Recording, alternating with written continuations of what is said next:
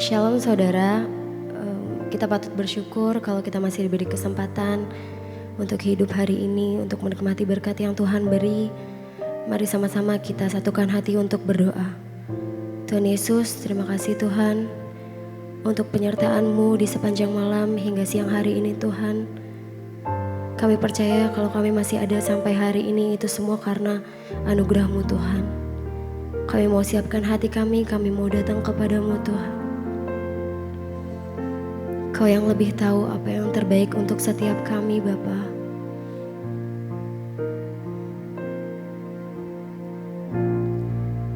Kau juga yang lebih sanggup pulihkan setiap kami.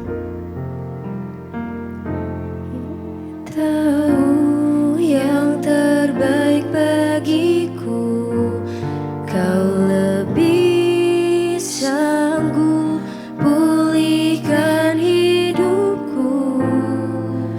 Ku berserah, ku percaya hanya Yesus penolong yang setia. Kita nyanyikan lagu ini lebih lagi. Kau lebih tahu, Engkau yang lebih tahu Bapa. Engkau yang lebih tahu yang terbaik untuk setiap kami. Bahkan Engkau yang sanggup memulihkan setiap kami Tuhan. Kami mau berserah, kami mau percaya. Ku percaya hanya Yesus penolong yang. Kita nyanyikan lagu ini bersama-sama.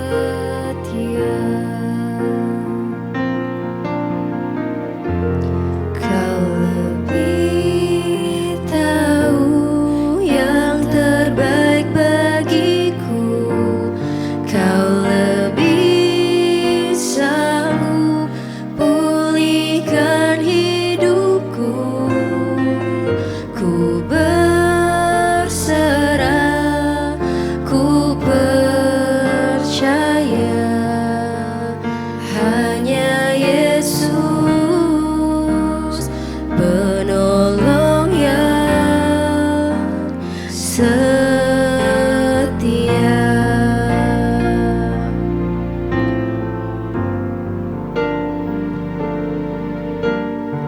Penolong kami hanyalah diri-Mu Tuhan. Engkau Bapa kami yang setia Tuhan.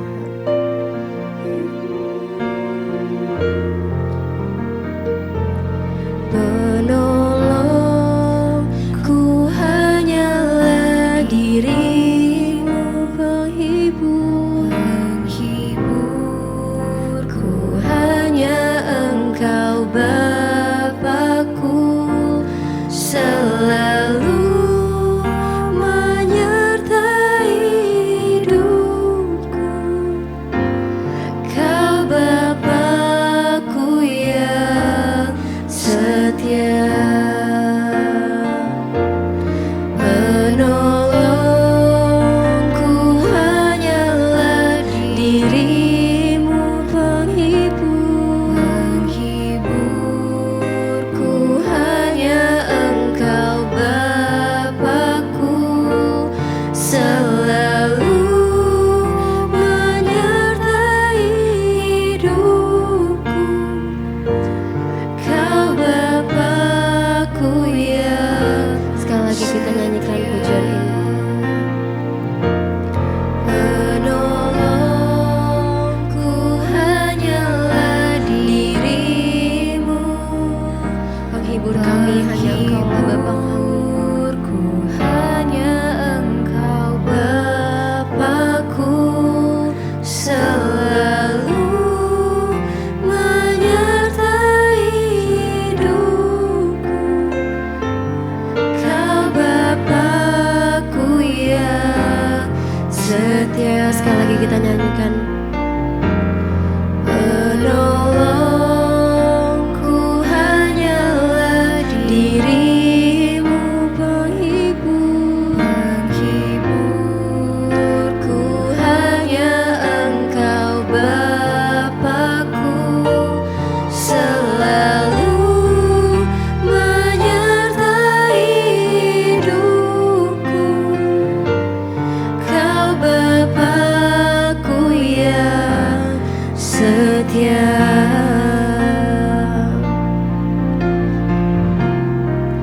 Kami percaya bukan karena kami melihat Tuhan,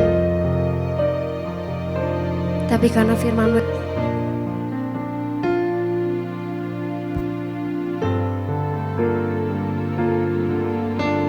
Sebab aku percaya bukan karena melihat.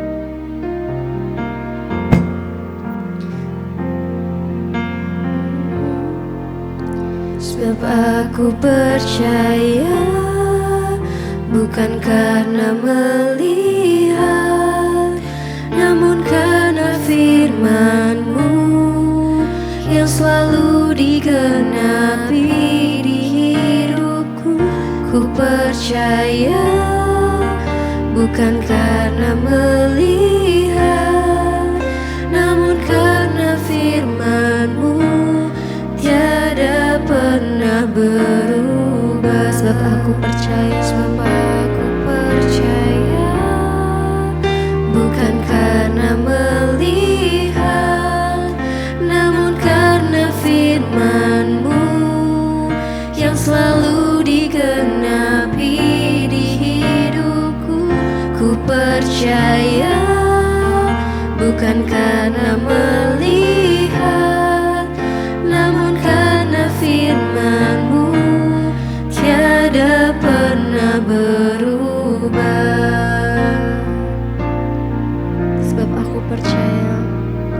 Sebab aku percaya, bukan karena melihat, namun karena firman-Mu yang selalu digenapi di hidupku.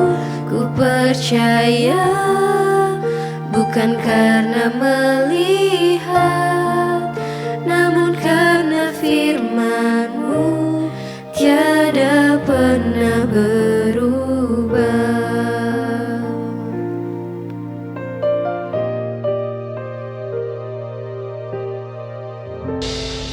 Terima kasih Bapa, kami mau setia mengikuti panggilan Tuhan di hidup kami, agar hidup kami terus berbuah bagi kemuliaan-Mu Tuhan. Berbicara bagi kami hari ini, kami buka hati bagi firman Tuhan, urapi telinga kami, hati kami Tuhan, agar kami menangkap firman Tuhan dan menjadi pelaku firman Tuhan. Urapi hamba-Mu yang tidak ada apa-apanya, di dalam nama Tuhan Yesus kami berdoa mengucap syukur, sama-sama katakan amin, amin. Silakan duduk Bapak Ibu, Shalom. Bagaimana kabarnya hari ini? Luar biasa ya, puji Tuhan. Dan hari ini tema firman Tuhan adalah investasi yang paling berharga, yaitu apa? Keluarga. Berapa banyak yang percaya bahwa investasi yang paling berharga itu keluarga? Ya, banyak orang ya berkata amin, tapi pada hakikatnya tidak banyak yang sungguh-sungguh fokus kepada keluarga. Ya, dan kita percaya saudara firman Tuhan itu ya dan amin. Ya, tadi Bapak Gembala sudah membaca Amsal 24 ayat 3 dan 4. Ya, ini ayat yang diberikan dari gereja. Amsal 24 ayat 3 dan 4 dikatakan di sana. Baca bersama 1 2 3. Dengan hikmat rumah didirikan, dengan kepandaian itu ditegakkan, dan dengan pengertian kamar-kamar diisi dengan bermacam-macam harta benda yang berharga dan yang menarik. Ini adalah gambaran tentang sebuah keluarga.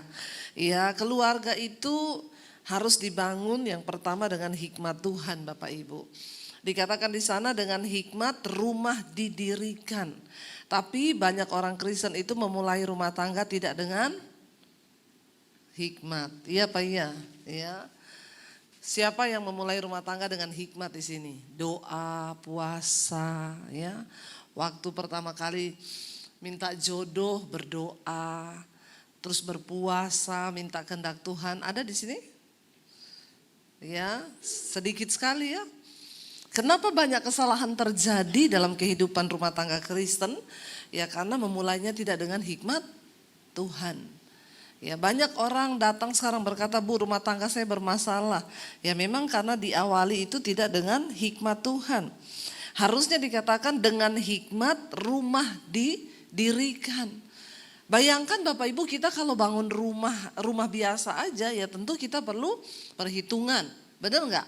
Panggil pemborong, panggil ini, nanti habisnya berapa, gambarannya seperti apa. Banyak orang menikah itu tidak bikin perhitungan. Tidak dengan hikmat Tuhan. Ya pokoknya nikah-nikah aja lah, nanti gampang urusan belakangan ya. Padahal Alkitab berkata dengan hikmat rumah didirikan, dengan kepandaian itu ditegakkan. Makanya sekarang kita banyak lihat saudara terjadi perceraian. Kenapa perceraian terjadi? Karena tidak dimulai dengan hikmat Tuhan.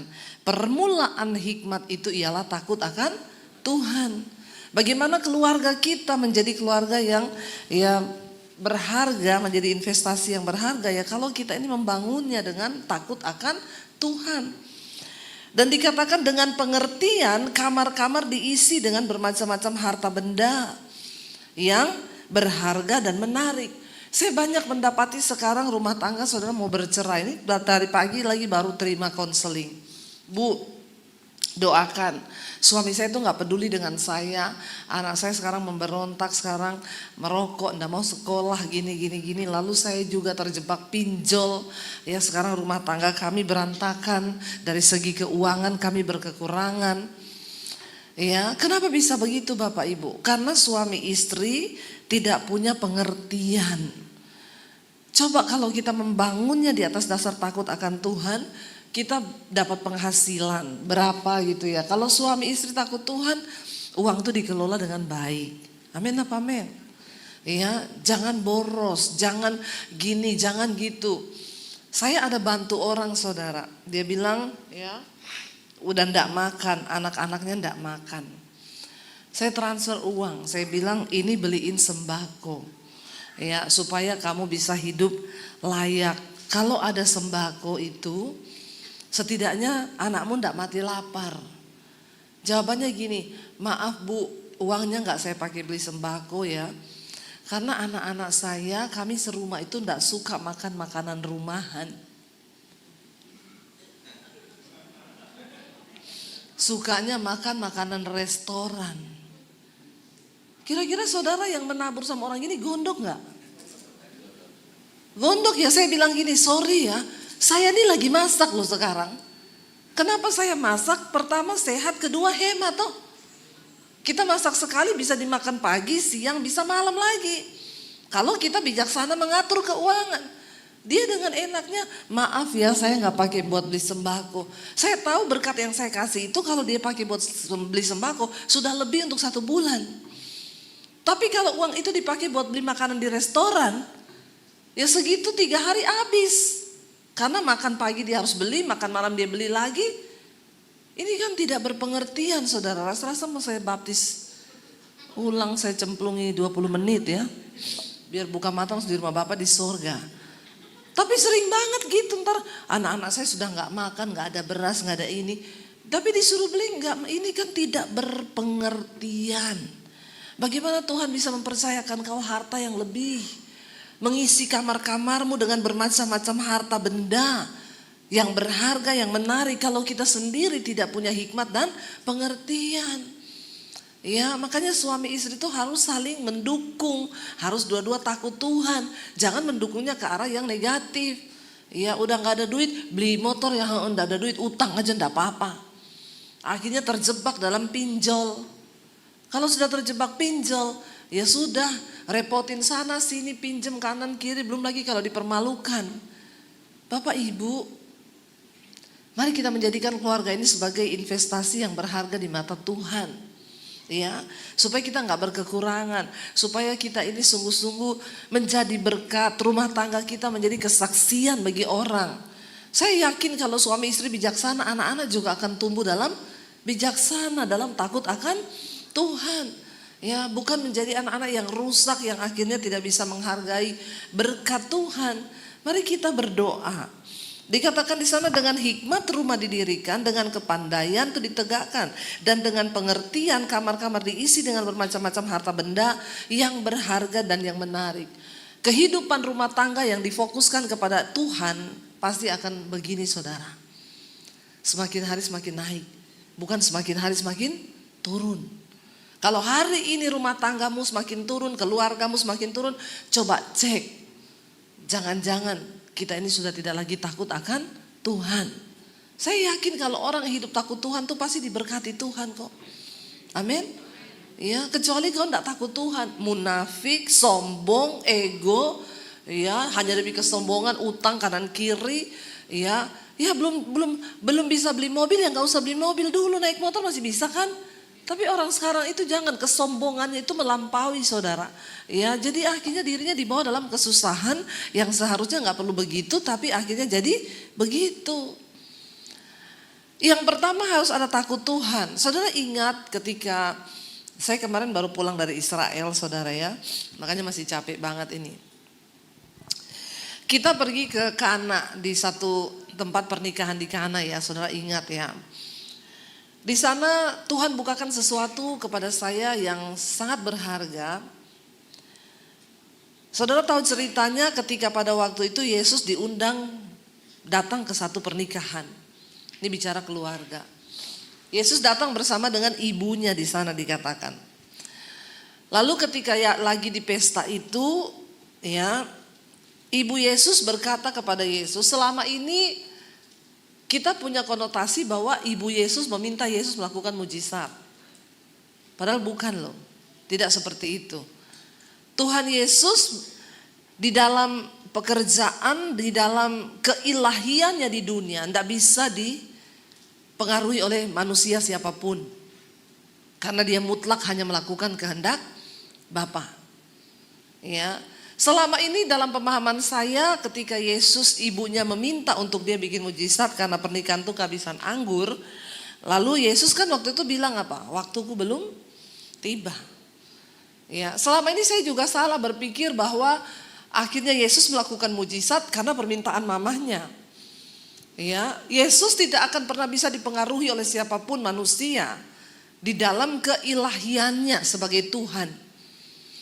Perhatikan saudara, ketika itu ibu Yesus berkata begini, dia nggak minta loh. Ibu Yesus nggak bilang, bikin mujizat dong, bikin anggur, enggak. Kalau kita lihat di dalam Injil Yohanes saudara ya, di sana Yesus cuma bilang begini. Ya, Yohanes 2. Ya, dikatakan di sana ibu Yesus cuma berkata begini. Ibu Yesus berkata kepadanya, dikatakan di sana, nah tetapi ibu Yesus berkata kepada, ya ayat yang kedua kayaknya. Ayat 2, Yesus dan murid-muridnya apa di sana dikatakan diundang ke sebuah perkawinan itu. Ayat 3 baca bersama. Ketika mereka kekurangan anggur, ibu Yesus berkata kepadanya apa? Apakah dia meminta Yesus bikin mujizat? Itu sifatnya hanya sebuah pemberitahuan. Dia cuma bilang mereka kehabisan anggur. Titik. Selama ini saya juga berkhotbah salah saudara.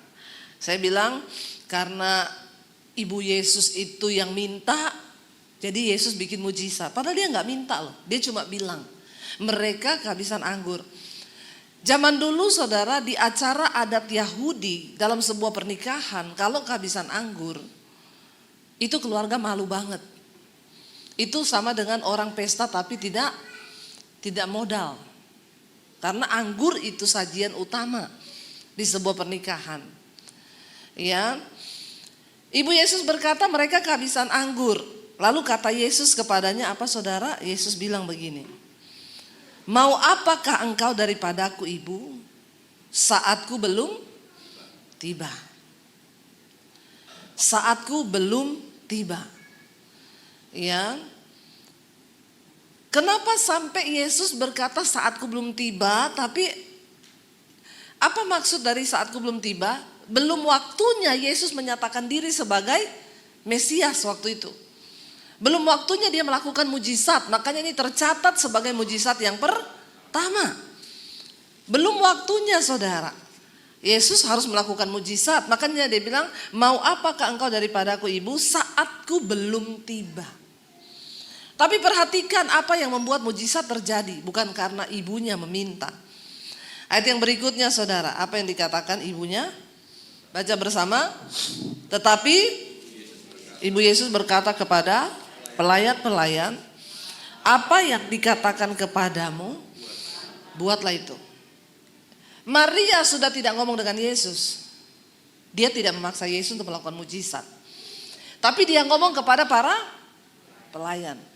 Dan apa yang diomongkan Maria kepada pelayan ini adalah sebuah bahasa iman.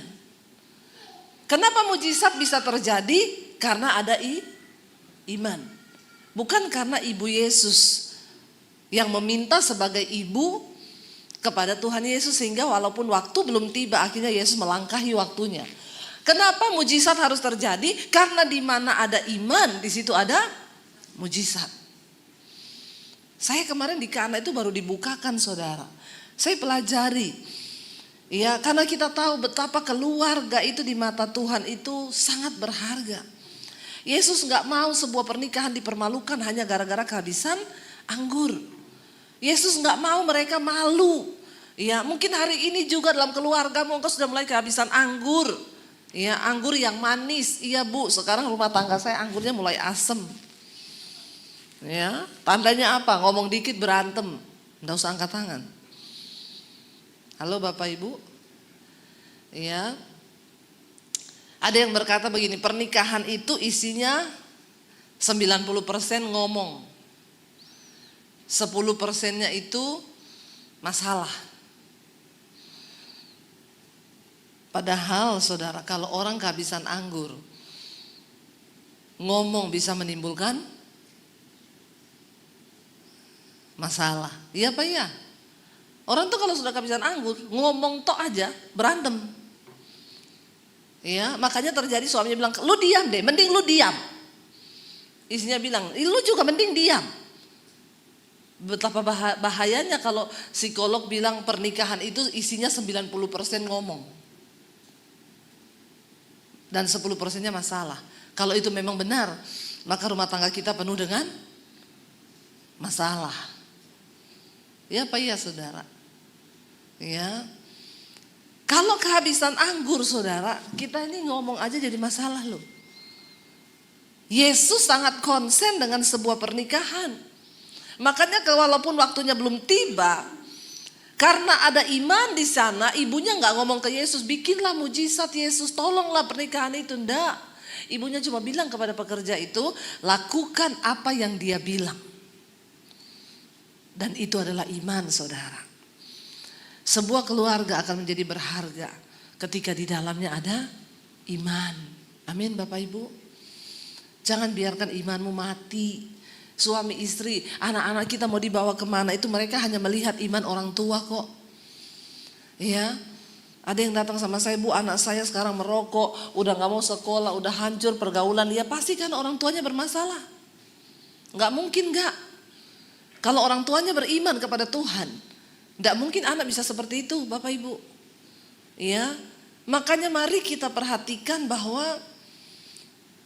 keluarga itu adalah sebuah investasi yang sangat berharga kalau di dalamnya ada iman, ada hikmat Tuhan. Amin. Mari kita berdoa suami istri. Ya, jangan kita hanya menjadi orang yang egois dengan hidup kita sendiri dan kita tidak pernah memikirkan. Saya tuh terima konseling Bapak Ibu. Selalu kalau orang itu datang, Bu anak saya memberontak gini-gini, saya selalu tanya hubungan ibu dengan suami bagaimana? Iya, akhirnya dia baru cerita. Iya sih memang rumah tangga kami begini. Ya, iya pasti. Pasti kalau kamu hidup takut Tuhan, suami istri punya iman kepada Tuhan, maka tidak mungkin rumah tanggamu itu akan bermasalah, anak-anakmu bermasalah. Ketika ibu Yesus berkata kepada Yesus mereka kehabisan anggur. Ya, dan dia hanya berkata kepada para pelayan itu, lakukan apa yang Yesus katakan. Ya, Bapak Ibu tidak ada persoalan yang terlalu berat dalam rumah tangga kita ketika ada iman suami istri bersama-sama bergandengan tangan. Amin. Percayalah itu. Ya, nggak mungkin saya dengan suami itu melewati rumah tangga kami, saudara. Pasang surut. Tapi satu yang kami tetap pertahankan, iman percaya kepada Tuhan. Sampai kami melihat semua janji Tuhan itu digenapi dalam hidup kami. Amin. Ya, jangan coba melangkah jauh dari Tuhan. Jangan pernah hidup jauh dari Tuhan. Jangan ambil resiko untuk meninggalkan Tuhan. Banyak orang sudah meninggalkan Tuhan sekalipun masih Kristen. Banyak masih Kristen saudara, masih ke gereja masih. Ya. Masih setiap minggu ke gereja. Tapi secara rohani sudah murtad karena tidak percaya lagi sama Tuhan. Waktu ada masalah kau coba selesaikan dengan kekuatanmu sebagai manusia. Ya. Tapi coba kau duduk di kaki Tuhan dan libatkan Tuhan. Datang saja sama Tuhan. Bagaimana membangun iman hari-hari ini? Datang kepada Tuhan. Kunci kamarmu, masuk, berlutut kepada Tuhan. Dan mulai buka hati bagi Tuhan. Amin Bapak Ibu. Ketika ada masalah, ayo cari Tuhan. Ya. Dan ketika itu Yesus berkata, mau apakah engkau daripadaku ibu, saatku belum tiba. Tapi ibu Yesus berkata kepada para pelayan. Ibu Yesus gak berkata lagi kepada Yesus. Dia berkata kepada pelayan-pelayan itu, apa yang dikatakan kepadamu, buatlah itu. Ini adalah sebuah bahasa iman saudara. Di situ ada 6 tempayan yang disediakan untuk pembasuhan menurut adat orang Yahudi. Masing-masing isinya 2-3 buyung. Yesus berkata kepada pelayan-pelayan itu, isilah tempayan-tempayan itu penuh dengan air. Dan mereka pun mengisinya sampai penuh. Lalu kata Yesus kepada mereka, sekarang cedoklah dan bawalah kepada pemimpin pesta. Lalu mereka pun membawanya. Setelah pemimpin pesta itu mengecap air yang telah berubah menjadi anggur, ya, ia tidak tahu apa datangnya dari mana. Bapak Ibu, akhirnya saudara baca ayat yang berikutnya, dikatakan di sana apa? Baca ayat yang berikutnya, ya, dia mencedok, ia tidak tahu dari mana datangnya, tetapi pelayan-pelayan itu yang mencedok air itu mengetahuinya. Ia memanggil mempelai laki-laki dan berkata kepadanya apa? Baca 1, 2, 3.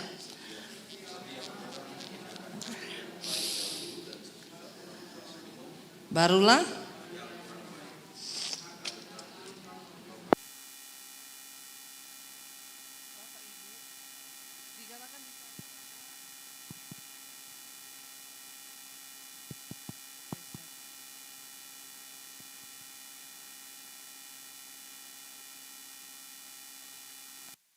ya sangat.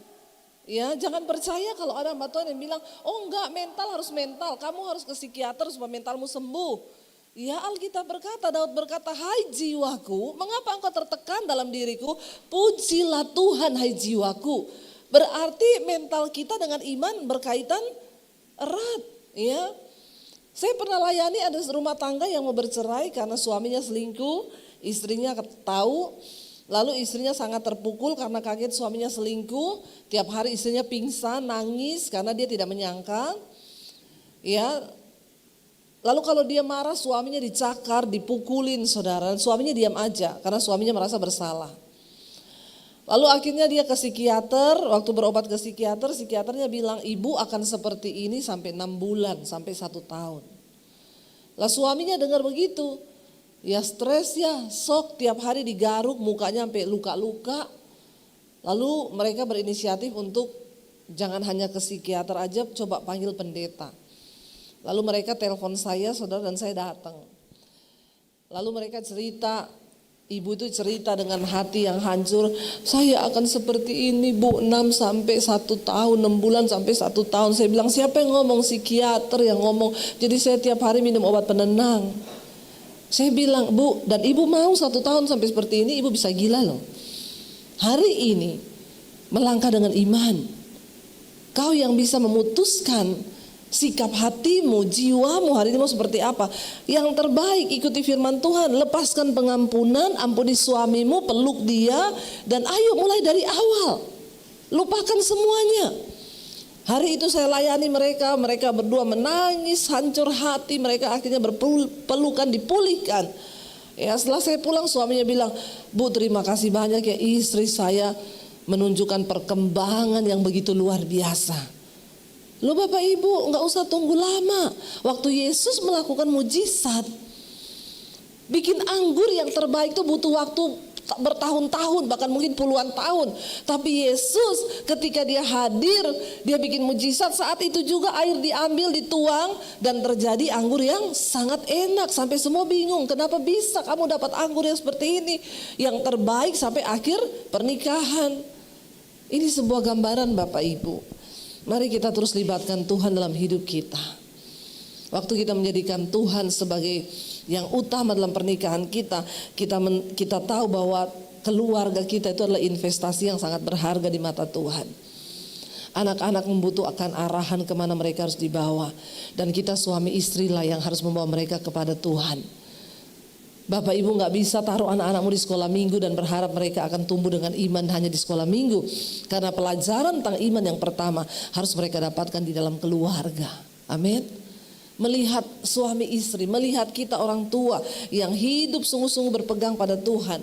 Ketika ada masalah, saya dan suami dulu, ketika kami terlilit hutang, kami mengalami masalah yang berat, kami ajak anak-anak, ayo kita bergandengan tangan, kita berdoa kepada Tuhan. Kita sama-sama berdoa. Ketika ada mujizat, kami juga cerita kepada anak-anak, Tuhan sudah bikin mujizat. Sehingga iman mereka kepada Tuhan sungguh-sungguh tumbuh Bapak Ibu. Ya, puji Tuhan, saya melihat anak-anak saya udah gak perlu harus keras dengan mereka, ngomong begini-begini. Sudah ada ya benih-benih iman di dalam hidup mereka. Mereka sekarang tahu pacaran misalnya, jatuh cinta gak mungkin sama cowok yang tidak percaya Tuhan. Itu udah gak ada dalam kamus mereka. Gak mungkin sama cowok yang merokok, itu sudah gak ada juga dalam kamus mereka. Ya, saya gak pernah marahin, tapi mereka tahu. Karena saya bagikan iman itu kepada hidup mereka Bapak Ibu. Mari para suami istri, kita gak bisa hidup jauh dari Tuhan hari-hari ini. Apalagi lihat keadaan zaman yang sudah seperti ini. Tidak ada jaminan kepastian di luar Tuhan. Ayo kita mulai dari kita suami istri, ambil komitmen untuk sungguh-sungguh belajar menghidupkan iman dalam rumah tangga kita. Bawa anak-anakmu kepada Tuhan. Ajari mereka untuk beriman kepada Tuhan. Amin Bapak Ibu. Waktu kita mau sungguh-sungguh cari Tuhan, saya yakin dan percaya rumah tangga kita diberkati oleh Tuhan. Tidak ada yang mustahil, tidak ada yang tidak mungkin. Asal kita mau sungguh-sungguh percaya dan berharap. Saya undang para imam musik maju ke depan. Kita bilang kepada Tuhan, kami percaya Tuhan bahwa waktu kami mengandalkan Tuhan maka tidak ada perkara yang mustahil. Kita naikkan pujian satu-satunya yang kuandalkan. Satu-satunya yang kami percaya hanya Engkau Tuhan. Bukan kekuatan kami, bukan kepintaran kami, bukan kehebatan kami. Mari kita bangkit berdiri bersama Bapak Ibu. Datang dan bawa imanmu kepada Tuhan. Satunya yang ku andal. Datang pada Tuhan hari ini. Satu-satunya yang ku percaya. Katakan pada Tuhan, Engkau sumber kekuatan, sumber pengharapan kami Tuhan, sumber kedamaian kami.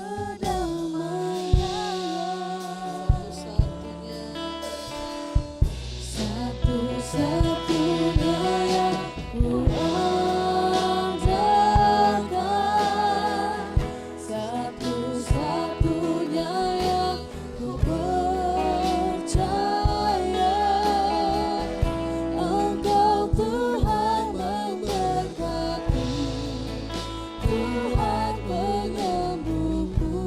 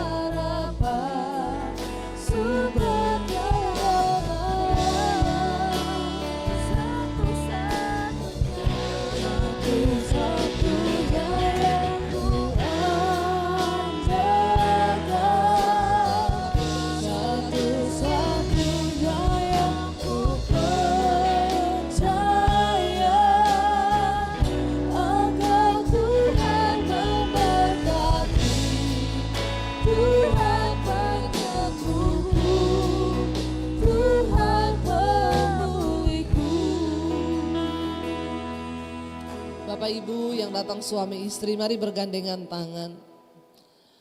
Mari yang datang juga dengan anak bergandengan tangan. Kita mau datang pada Tuhan hari ini membawa keluarga kita. Katakan pada Tuhan, ini keluarga kami Bapa. Biar kami jadikan keluarga kami sebagai investasi yang paling berharga. Tempat kami mempraktekkan iman. Tempat kami mempraktekkan hikmat dan pengertian di dalam keluarga kami. Tidak ada hal lain yang lebih berharga di hidup kami selain Tuhan dan keluarga kami Bapa. Hamba berdoa pulihkan setiap keluarga rumah tangga. Kalau ada yang terluka, kecewa, kepahitan, saat ini kami mau lepaskan pengampunan. Antara suami dengan istri, dengan anak-anak, biarlah kasih Tuhan yang membalut setiap kami Bapa. Kami mau belajar untuk mengandalkan Tuhan dalam keluarga rumah tangga kami. Supaya Tuhan dapat melakukan mujizat karena ada iman dalam rumah tangga kami. Biarlah Engkau turut bekerja mendatangkan kebaikan. Kami serahkan anak-anak kami Tuhan. Biar mereka tumbuh menjadi anak yang takut akan Tuhan. Ada iman dalam hidup mereka. Biarlah kami menjadi tokoh-tokoh iman yang menceritakan tentang Tuhan dalam kehidupan mereka. Terima kasih Bapak. Bahkan hari ini kami diberi kesempatan untuk memberikan persepuluhan kami. Karena kami tahu Tuhan yang sudah memberkati kami. Dengan apapun kami tidak pernah bisa balas kasih-Mu. Karena itu Bapak Ibu, mari buka hati dan tanganmu, terimalah kiranya berkat, rahmat, anugerah dari Allah Bapa, cinta kasih Tuhan Yesus Kristus, penyertaan Allah Roh Kudus turun atas hidup kita mulai hari ini. Bahkan sampai kali yang kedua Tuhan Yesus datang kembali menjemput setiap kita. Nama kita tercatat dalam kitab kehidupan. Dalam nama Tuhan Yesus yang percaya diberkati Tuhan, katakan bersama, amin, amin, amin. Kau yang pegang tanganku, Kau yang sentuh hatiku, selamanya ku cinta Kau Yesus, selamanya ku menyembah-Mu. Kau yang pegang tanganku, Kau yang sentuh hatiku, selamanya ku cinta Kau Yesus, selamanya